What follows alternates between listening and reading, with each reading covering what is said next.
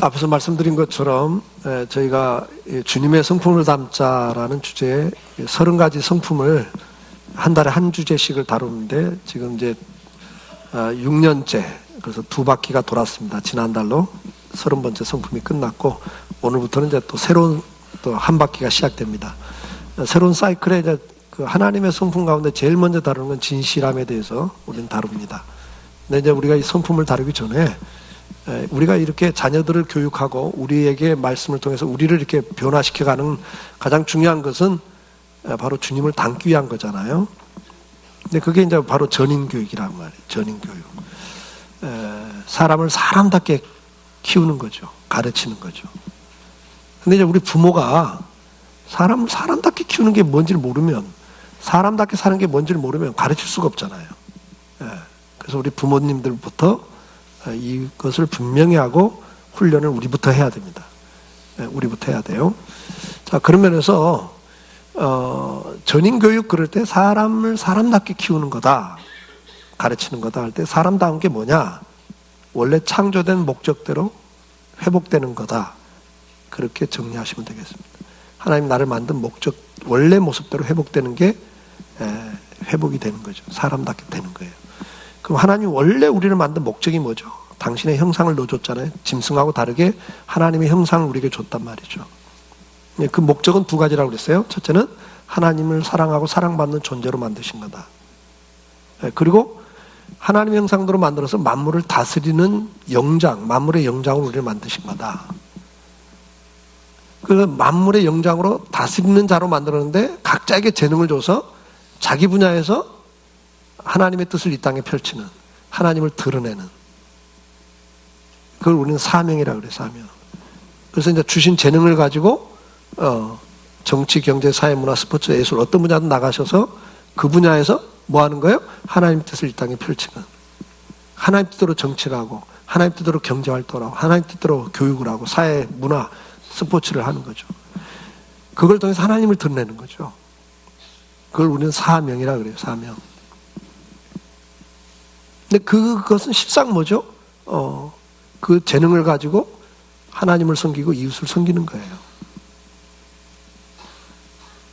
정치하면서 국민들을 섬기는 거고, 경제활동을 하면서 또 인류를 섬기는 거고, 교육계에서 일하면서 또 그것이 사람을 섬기는 거죠. 봉사하는 겁니다. 그러니까 어떤 일이든 이것은 봉사하는 일이다. 이걸 청직이라 그래요, 성경은. 그러니까 이걸 놓치고 사시면 안 돼요, 기독교인들은. 그래서 내가 사람답게 사는 게 뭐냐? 첫째, 사랑할 줄 알고 사는 거다. 사랑하고 사셔야 돼. 근데 디모데전서에 보니까 뭐냐? 타락한 결과, 죄가 들어온 결과 사람이 사랑의 대상이 바뀌었다 그런다. 자기를 사랑하고 돈을 사랑하고 쾌락을 사랑한다. 이렇게 바뀌어버려요. 사랑의 대상이 바뀌는 게 타락이고 그게 불행해지는 거예요. 우리는 하나님을 사랑하고 살 때 행복해지고 이웃을 사랑하고 살 때 행복해지고 자연을 사랑할 때 우리가 행복해요. 하나님과 관계가 끊기면, 이웃과의 관계가 끊기면 그게 다 불행해요. 갈등이고 불행이잖아요. 자연을 파괴시키면 여러분 그 결과가 여러분에게 다 돌아오고 있잖아요. 지금 우리에게. 얼마나 자연재해가 많아요 지금. 미세먼지, 그 다음에 오염된 공기, 오염된 물, 다 우리가 당하고 있잖아요. 이게 뭐예요? 사랑하지 못한 결과 불행해지는 겁니다. 그래서 이건 딱 기억하고 사셔야 돼요. 내가 어떻게 사람답게 사냐? 사랑하고 사는 거다. 근데 타겟이 잘못되면 이게 불행해지는 거예요. 타락이에요. 자기 사랑하면 이기주의가 되고 개인주의가 돼서 이 난리를 만든다고 세상을 불행하게 만들잖아요. 지금. 자기밖에 모르잖아요. 돈을 사랑하니까 세상이 살벌해지는 거예요, 여러분요. 하나님을 사랑해 보세요. 이렇게 살벌해지지 않습니다, 세상이. 그러니까 다시 우리가 회복을 해야 돼요. 그래서 자녀들에게도 부지런히 이걸 이야기해야 됩니다. 부지런히 이야기해야 돼요. 그리고 자녀들뿐만 아니라 이미 자녀들 다 키우신 분들은 어쩔 수 없잖아요. 근데 신명기 6장에 보니까 내 자녀와 손주들에게 이래요. 그래서 이제 자녀들 다 키우신 분들은 손주들 그렇게 키워야 됩니다. 제가 첫 손주 다은이를 우리 집에 와서 2달 있었거든요. 처음 나서 우리 집 와서 또 산후조리를 하고, 그 다음에 또 둘째 날 때 2달을 우리 집에다 맡겼어요, 다은이를.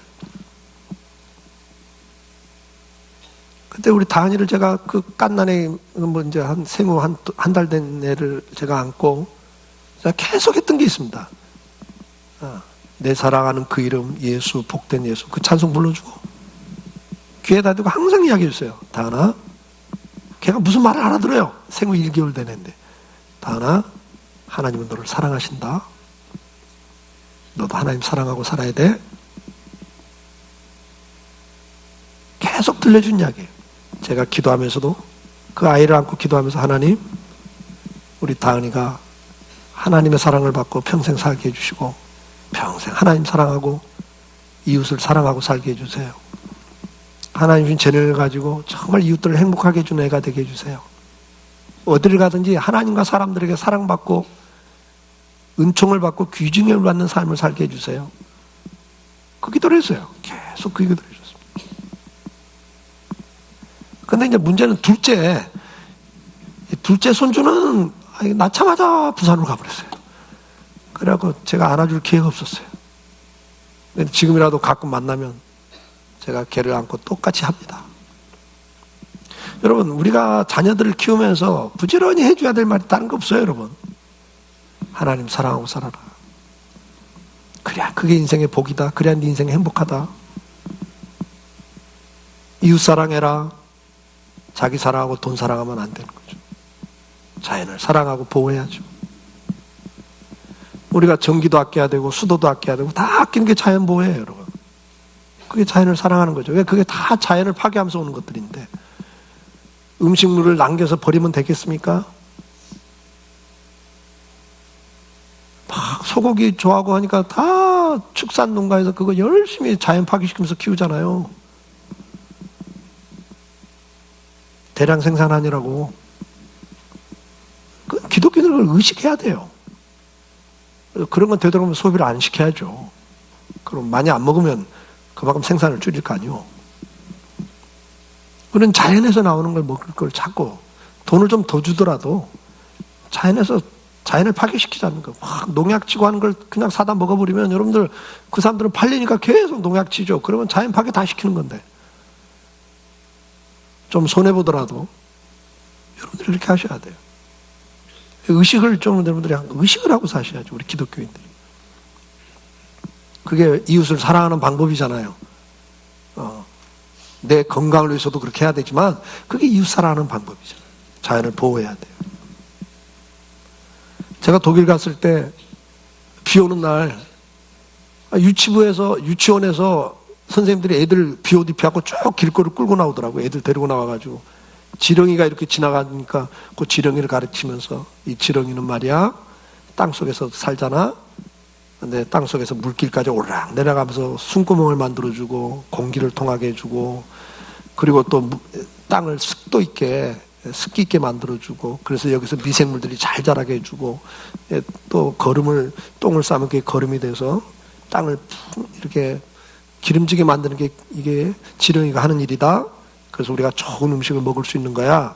그러니까 이걸 잘 보호해야 돼. 이 세상에 있는 모든 곤충들은 다 자기 역할이 있다. 그래서 보호해줘야 된다. 그러면서 그 지렁이 이렇게 길거리 다다가 밟히면 죽겠지. 그래서 이렇게 막대기로 조심스럽게 안전에다 옮겨주는 걸 가르치더라고요. 그냥 놀랐어요. 그게 기독교예요, 그럼요. 독일은 기독교 문화가 있잖아요. 루터의 그 종교 개혁의 영향으로. 그런 걸 가르쳐야 되는 거예요. 벌목을 하면서도 한꺼번에 한 산을 싹 밀어내질 않아요. 한쪽 벌목하고 거기서 나무 가지치기 다 해가지고 그걸 기계로 갈아가지고 그 땅에다 뿌려요. 그리고 또 심어요. 그걸 철저하게 해요. 우리가 종이 한 장 쓰는 것도 다 이면지 쓰고 재활용 종이를 쓰고 독일 사람들이에요. 왜요? 이거 하나 때문에 종이 때문에 나무가 죽어야 되고 이런 게 다 교육에 들어가 있다고요. 우리는 그런 교육 안 시키고 그냥 영어 잘하고 수학 잘하고 그래갖고 점수 잘 내가지고 좋은 대학 가야 된다고 학교에서 날마다 그런 거나 가르치고 있다고. 그러니까 전인 교육이 안 됩니다, 이게. 그러니까 우리나라는 학교에서 선생님들이 전인 교육 시키고 싶어도 시킬 수가 없어요. 왜? 학부형들이 난리를 치니까 성적 안 나오면. 그래갖고 좋은 대학 많이 안 가면 뭐 학교가 벌써 인기가 없어지고 난리가 나니까. 그러니까 전인교육이 한국은 이게 입시 경쟁 때문에 안 됩니다. 가치관이 바뀌지 않으면 안 되는 거예요. 그럼 이거 누가 시켜요? 교회에서 시켜야 되는데, 교회는 여러분 보다시피 일주일에 30분도 안 돼요. 지금 내려가서 성경 공부하는 시간이. 예?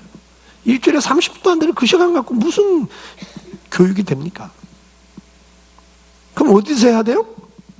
가정교육이에요. 가정에서 해야 돼요. 가정에서. 유대인들은 철저하게 가정에서 신앙교육을 시켜요. 3대가 시키는 거예요. 3대가. 할아버지와 아버지와 아들. 3대가 그 신앙을 계승해 가는 거예요. 오늘 이게 본론 들어가기 전에 서론이 길었습니다. 여러분들 우리가 정신을 차리고 우리가 성경적 가치관을 분명히 해야 돼요. 우리가 존재하는 이유가 뭐냐? 사랑하고 살아서 행복하라고. 그 다음 복을 누리는 게 뭐예요? 번성하고 정복해서 다스리는 자가 되는 거예요. 자기 분야에서 영향력을 미치는 삶을 사는 거예요. 그게 마태복음에서 주님은 빛된 삶, 소금의 삶이라고 말씀을 하는 거예요. 그렇게 사셔야 돼요. 그게 뭐예요? 봉사하는 겁니다. 제가 아까 아이들 설교하면서도 그 이야기 했지만 정말 그 사업하는 재능, 그 연구할 수 있는 우수한 두뇌를 줬는데 제가 아는데도 그래요. 대학 교수가 그 분야에 특출한 지혜를 줬는데 그거 가지고 연구해갖고 의약품을 개발한단 말이에요. 줄기세포를 개발한단 말이에요. 근데 그거 갖고 돈 벌어요. 비싸게 팔아요. 물론 투자한 게 많으니까 빼야죠. 그러니까 벌써 그 생각 자체가 내가 손해보더라도 이것을 기여하겠다. 봉사하는 거다. 그래가지고 뭐 고가에 파니까 또 필요한 사람 다 사야 되니까 없는 사람은 그거 못 사서 죽어야 되고 엄청난 부자가 되는데 몇 살 먹지도 않은 손주에게 몇천억 재산 벌써 준단 말이에요. 이렇게 가면 안 되는 거예요, 여러분. 기독교인이 그런다면 정말 안 돼요. 근데 기독교인이 아닌 사람은 그렇게 갈 수밖에 없어요. 왜? 자기를 위해서 욕심을 위해 사니까, 돈을 위해 사니까 방법이 없어요. 그거 욕하면 안 돼요, 여러분들이. 그래서 한쪽에서는 이걸 뭐예요? 사회주의로 이거 뒤집어 엎자. 혁명을 이렇게 다 이거 뒤집어 엎자. 가진 자들 다 뺐자. 여러분, 스탈린 성공했고 모태땡이 성공했습니까? 자기들이 또 기득권 노릇 다 하고 있는데. 인간은 이 하나님의 형상이 회복되지 않으면 절대 안 돼요. 제도를 갖고 됩니까? 법 갖고 돼요? 타락한 인간인데. 근데 거기에 여러분 속으시면 안 돼. 사회주의 운동을 통해서 이 사회를 변화시킬 수 있을 것 같아요, 여러분? 제가 그런 이야기해요. 야, 억울하지? 이 세상 더럽지? 저 사람들 봐. 다 가진 자들이 저 혼자 갖고 있잖아. 이거 뒤집어야 돼. 선동을 해요. 그래갖고 막 앞져갖고 데모하게 하고 그래갖고 맞아 죽게 만들고 감옥에 가든 만들고. 그러고 사회가 뒤집어지면 자기들은 뒤에서 딱 있다가 다른 사람 앞서서 딱 희생 다 시켜놓고 자기들은 높은 자리 딱 가서 차지하고 기득권 노릇도 한단 말이에요. 여러분들 근데 속으면 안 돼요. 인권이 뭡니까, 여러분? 인권을 앞세요, 인권. 너 소외된 자들 인권. 너희들 소외됐지. 억울하지. 이거 회복시켜야 돼. 여러분, 그 사회주의 개념을 갖고 인권운동 해봤자 인권 회복 안 돼요. 왜요? 진짜 인권이 뭔데? 사람을 볼 때 어떻게 보냐가 인권인데, 기독교는 사람을 볼 때 뭐예요? 하나님의 형상으로 봐요, 여러분. 하나님의 형상으로 보기 때문에 가난한 자든 병든 자든 어린애든 여자든 다 존중한다고요. 그래서 종교개혁이 일어난 나라만 진짜 민주주의가 됐다고요. 왜? 인권을 하나님의 형상으로 보니까. 정말 이 사회에서 소외된 자들도 죽게 하듯 대하라고 그러니까 주님이. 그게 사랑이니까. 이해가 되세요? 그러니까 진정한 인권은 어디서 회복이 돼야 되냐면 하나님의 형상이 회복돼야만 진정한 인권이 회복돼요. 다시 말해서 예수 안에서 거듭나야만 정말 다른 사람을 사랑하고 산단 말이에요. 가난하다고 무시하지 않아요. 오히려 섬겨요. 이해가 되세요? 그러니까 기독교인들은 정신 차리고 우리가 신앙을 회복해야 돼요. 사회주의자들은 그 이념으로 세상을 바꿀 수 있다고 생각해요. 근데 지금까지 바뀌어졌냐고요. 다 똑같이 또 타락하지. 또 불균형이고 또 불공평하고. 예, 거기에 여러분들이 정말 들으면 그럴듯하고 참 맞는 것 같지만 진짜 세상을 바꿀 수 있는 건 뭐예요? 예, 하나님 은혜가 와서 인간이 회복돼야 됩니다. 여러분이 은혜 가운데 있으셔야 돼요. 그럼 세상을 바꿀 수 있어요. 그게 뭐예요? 맛을 내는 거죠. 그게 소금이란 말이에요. 그게 뭐예요? 빛이란 말이에요. 오늘 제가 진실에 대해서 설교도 못해요. 지금 엉뚱한 데로 가고 있어요. 근데 이게 본질이니까 우리가 본질을 알아야 되잖아요. 인권한데 그게 다 개인주의입니다. 자기 인권. 나 무시하지 마. 나 보호해줘. 그러니 세상이 갈라지고 살벌해지죠. 네? 다 자기 목 챙기겠다고. 자기 인권 보장해달라고. 생각해보세요. 학생들이 내 인권 그러고 선생한테 카메라 휴대폰 들으면서 때려봐. 이게 인권이요?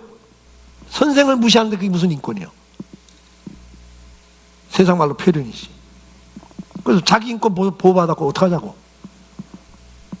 학생들 막 때리는 선생도 문제고. 그러니까 뭐야? 하나님의 형상이 회복되지 않으면 선생도 잘못 가르치는 거예요. 그러니까 이게 중요한 원리란 말이에요. 오늘 우리가 다시 한번 전인교육 하는데요.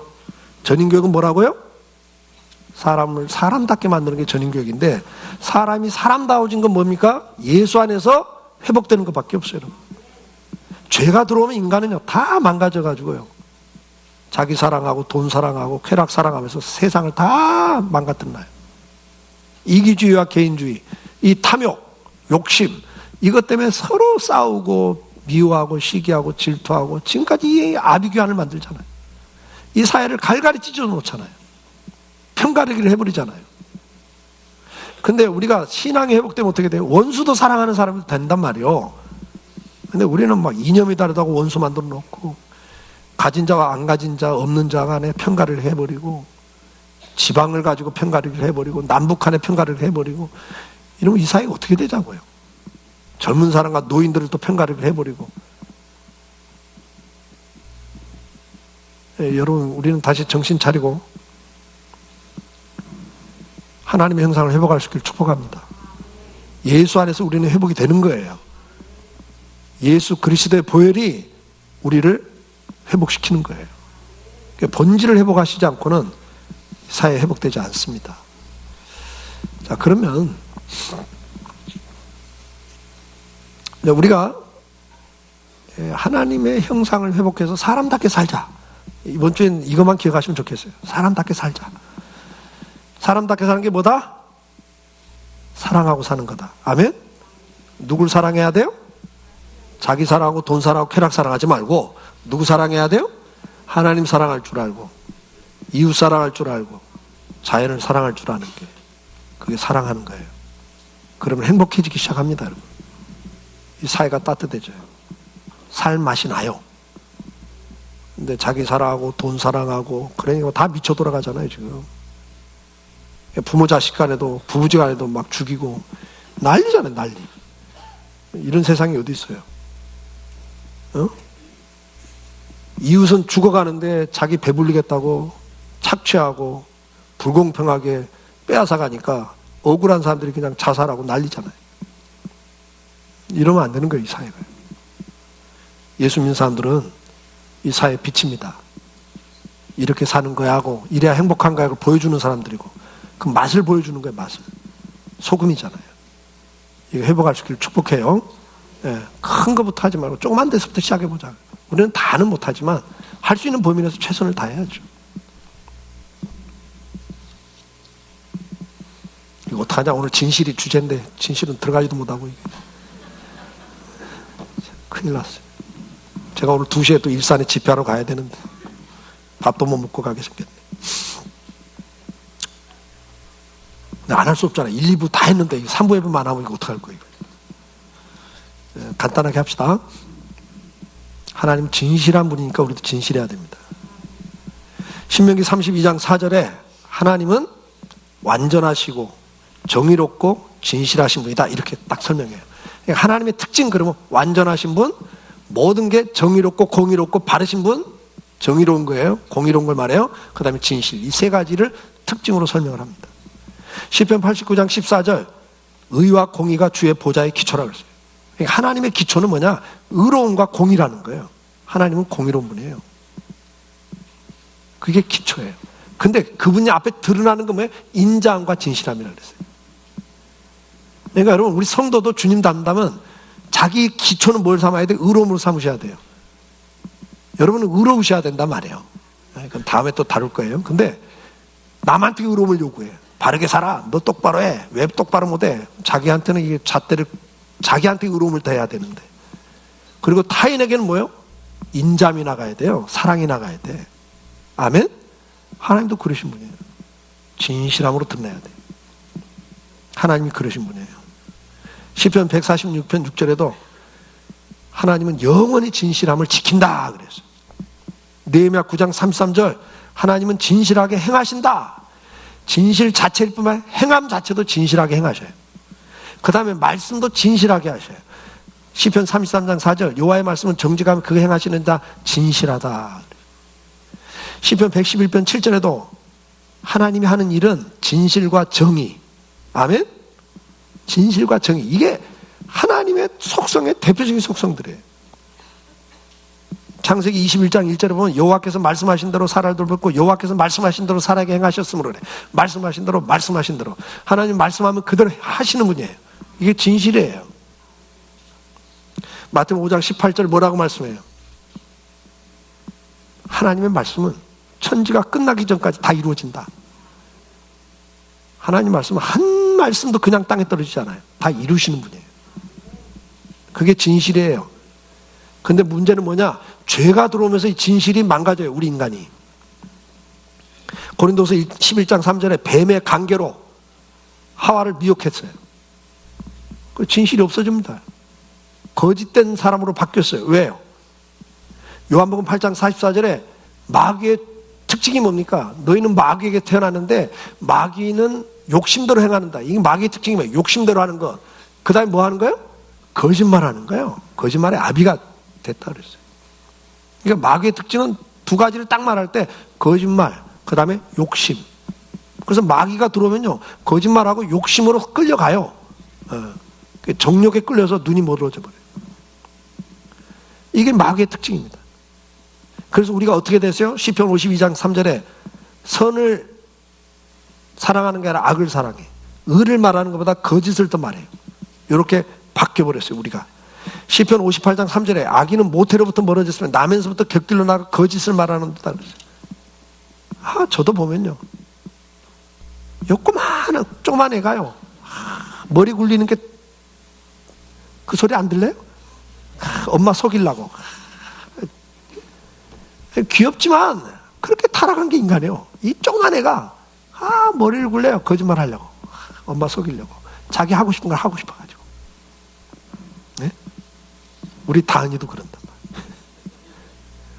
할머니 커피 좋아하지? 지금 자기 이제 가서 이제 초콜릿 먹고 싶어가지고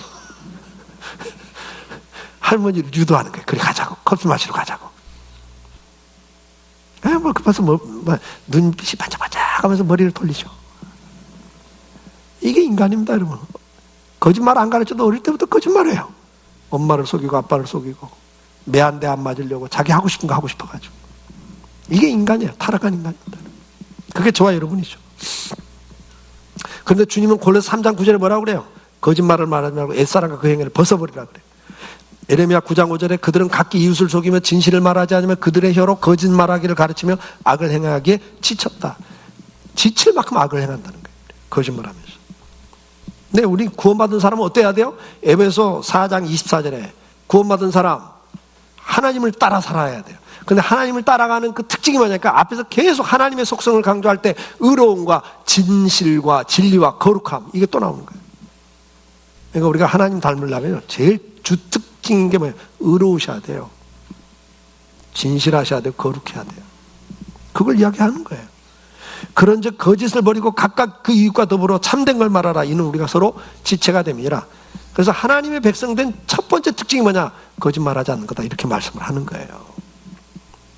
에베소 5장 9절 빛의 열매는 하나님의 자녀의 열매는 착함과 의로움과 진실함이다. 또 이렇게 나와요.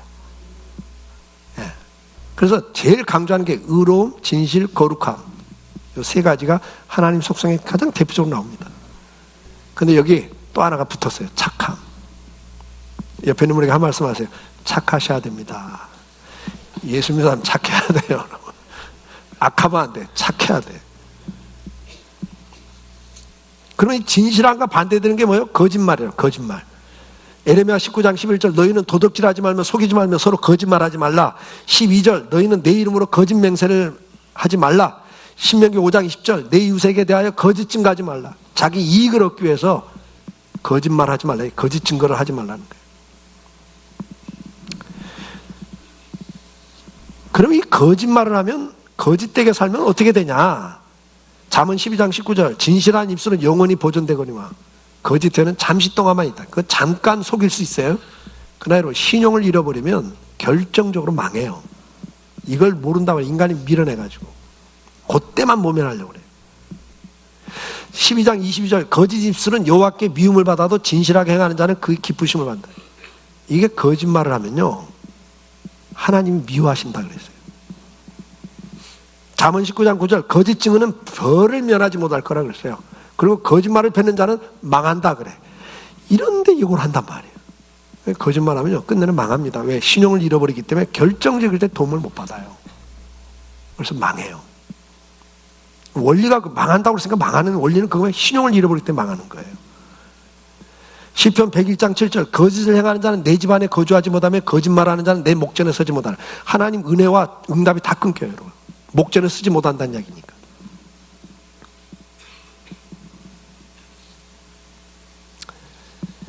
스가랴 8장 16절 17절 내가 미워한다 그랬어요. 거짓말하는 걸 미워한다 그랬어요. 시편 5장 6절 거짓말하는 자들은 멸망시키리이다. 여호와께서 피 흘리기를 즐기는 자와 속이는 자를 싫어하신다. 그래서 하나님 싫어하기 때문에 망하게 한다. 그래서 망한단 말이 계속 나오죠. 그러니까 이 거짓말이 이렇게 무서운 거예요. 근데 얼마나 더 무섭냐? 계시록 21장 27절 천국에 못 온다 그래 버려요.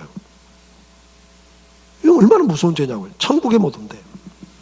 계시록 22장 15절 개들 같은 점수라는 사람들, 음행하는 자들, 살인하는 자들, 우상숭배자들은 천국 못 온다 그러면서 거기 하나가 더 붙어요. 거짓말을 좋아하고 지어내는 자, 자기 합리화를 시키고 자기 명예를 위해서 지어내는 말들, 이 사람들 성 받겠다, 천국에 못 온다고까지 표현해버려요. 거짓말이 이렇게 무서운 죄예요. 근데 우리는 거짓말을 너무 쉽게 해요. 왜? 조선시대와 그 다음에 일제 식민지 6.25 전쟁을 겪으면서 사실을 말하면 죽고 빼앗기거든요. 그래서 거짓말해야 살아남을 수 있는 세상을 살면서 우리 한국 사람들은 거짓말이 지혜가 되어버려요. 삶의 지혜. 근데 이건 죄예요. 이제는 그렇게 하시면 안 되는 거예요. 그러면 진실은 거짓말이다. 반대가 거짓말. 그 다음에 진실은 뭐냐? 겉과 속이 같은 거예요. 미가서 6장 11절에 저울추를 속이지 말라 그랬어요. 양을 속이는 것도 이게 다 거짓이죠. 요한일서 3장 18절 자녀들아 우리가 말과 혀로만 사랑하지 말고 행함과 진실함을 하자. 말로만 사랑하는 거 이게 거짓말이에요. 시편 5장 9절에 그들의 입은 신실함이 없고 그들의 심중이 심히 악하며 그들의 목구멍은 열린 무덤 같고 그들의 혀로는 아첨 하나이다. 시편 12장 2절 그들이 이웃에게 각기 거짓을 말하며 아첨하는 입술과 두 마음으로 말하는도다. 속으로는 미워하면서 겉으로는 사랑하는 처럼 뒤에서는 막 욕하고 비난해놓고 앞에 가서는 막 칭찬하고 좋아하는 척. 진실하지 않은 거예요, 여러분. 유다서 1장 16절에도 이 사람들은 원망과 불만을 토하는 자들이에요. 근데 아첨해요. 뒤에서는 원망 불평 다 해놓고 앞에 가서는 아첨하고. 회사에 가서도 그런단 말이에요. 사장 앞에서는 막 뒤에서는 사장 욕 다 해놓고 앞에 가서는 아 사장님 최고 막 이래. 이게 아첨이에요. 근데 이거 오래 못 가요, 여러분. 진실하지 않기 때문에 망해요. 사장님 모를 것 같아요? 여러분 부장님이 모를 것 같아요? 다 알아요. 그래서요, 진짜 신뢰하지 않는 사람은 믿지 않는 사람은 나중에 중요한 걸 안 맡깁니다.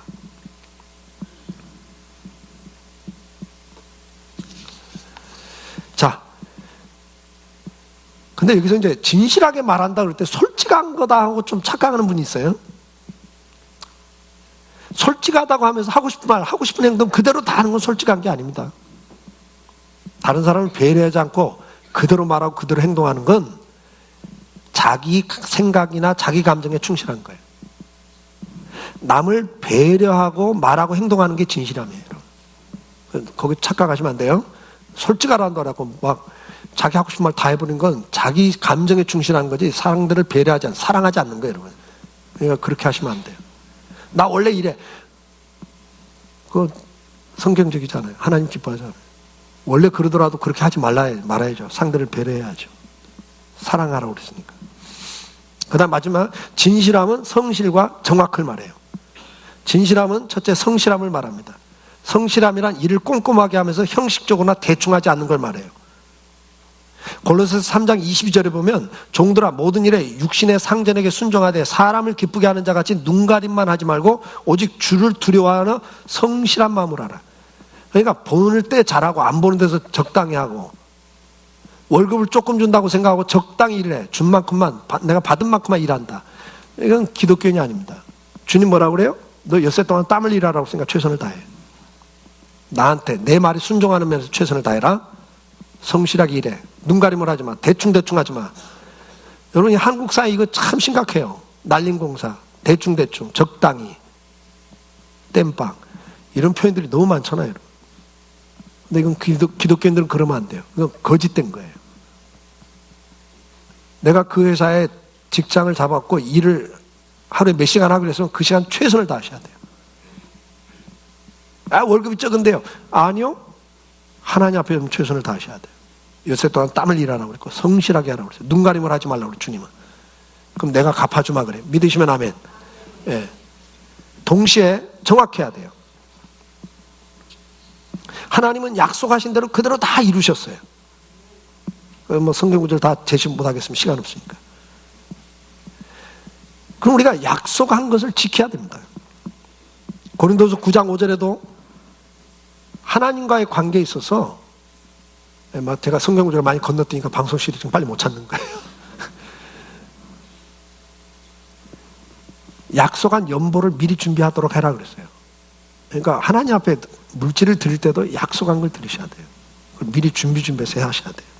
민수기 30장 2절에 보면 사람이 여호와께 서원하였거나 결심하고 서약하였으면 깨트리지 말고 그가 입으로 말한 대로 다 이행할 것이니라 그래요. 그러니까 하나님과의 약속인데 이게 말로 했으면 그걸 지키라는 거예요.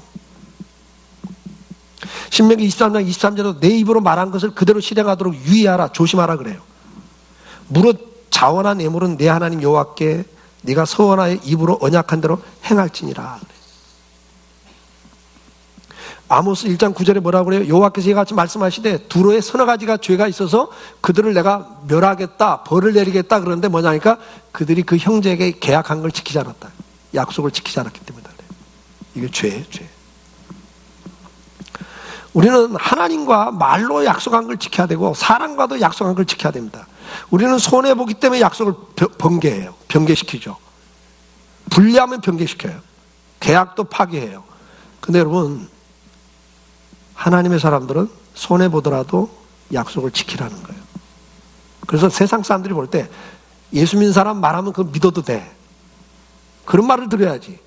저것들은 말만 잘해. 공산당 같이 말만 잘해. 말만 많아. 그런 소리 들으면 안 됩니다. 우리 기독교인들. 정말 내가 손해보더라도 약속을 지키셔야 돼요. 그래서 신뢰를 얻으셔야 돼요. 믿을 만한 사회를 만들어야 돼요. 누구도 못 믿을 사회를 만들면 돼요. 기독교인이 1000만 명, 실제는 한 800만 된다고 그러는데 이렇게 많은 기독교인들이 장차관 자리부터 국회의원까지 수두룩이 들어가 있는데 다 공약을 남발해요. 당선되기 위해서는 그냥 공약 남발하고 그러고는 형편이 이래서 상황이 이래서 못합니다. 양해해 주십시오. 이러면 안 되죠. 기독교인들이. 그러면 그 사람들만 이야기입니까? 우리들의 이야기죠. 하나님 앞에도 이렇게 하겠습니다 해놓고 지금 형편이 이래서 못합니다. 아시죠 주님? 그 찬송 부르면서. 하나님 그러지 말고 그건 죄다 그래요. 죄. 네가 지금 다 걱정들 해요. 그렇게 설교 좋아하는 사람 설교 못하면 우울증 올 걸 또 그래요. 예. 그 대신 하는 말이 있어요. 그래도 아닙니다. 내가 말을 했습니다. 지켜야 됩니다. 사랑하는 성도 여러분, 우리는 진실할 필요가 있어요. 하나님을 닮아야 되니까. 아멘? 그 진실이 뭐라고요? 거짓말하지 않는 것, 눈가림으로 하지 않는 것, 성실하게 하는 것, 그리고 뭐예요? 약속을 지키는 거예요. 손해보더라도 좀 합시다. 그래서 이 세상에 정말 불신하는 이 세상, 누구도 못 믿잖아요. 예? 막 부부지간에도 막 보험도 넣고 죽이질 않나.